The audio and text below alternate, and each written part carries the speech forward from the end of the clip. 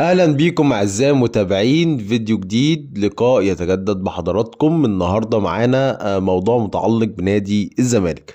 بحسب مصادر مؤكدة داخل نادي الزمالك، فإن الجزائري عادل بولبينا لاعب فريق برادو الجزائري لسه على رأس اهتمامات لجنة التخطيط اللي هي موجودة دلوقتي في الزمالك ومشكلة من أحمد حسام ميدو وحازم إمام وعمرو الجنايني. عادل بولبينا لغاية دلوقتي الناس بتتكلم معاه إن هم يخلصوا معاه في الصيف الجاي. طيب، فكرة بقى إيقاف كيد، فكرة إن مش هيكون في فلوس، فكرة الأزمة المادية في النادي، لجنة التخطيط شايفة ان هي كده بتعمل دورها على افضل ما يكون. ان هم مترجتين اللعيب وبيحاولوا دلوقتي ان هم يتفقوا مع اللعيب على الراتب بتاعه وعلى كل بنود التعاقد.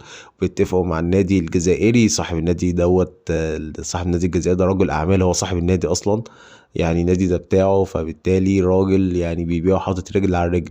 برضه في تواصل من ميدو تحديدا مع النادي الجزائري عشان خاطر يتفقوا على سعر البيع في الصيف.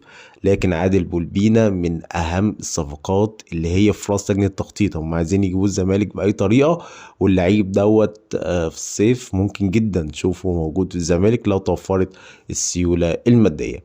ده الفيديو بتاع النهارده، ما تنسوش الاشتراك في القناه، وصباحكم مساءكم زي الفل.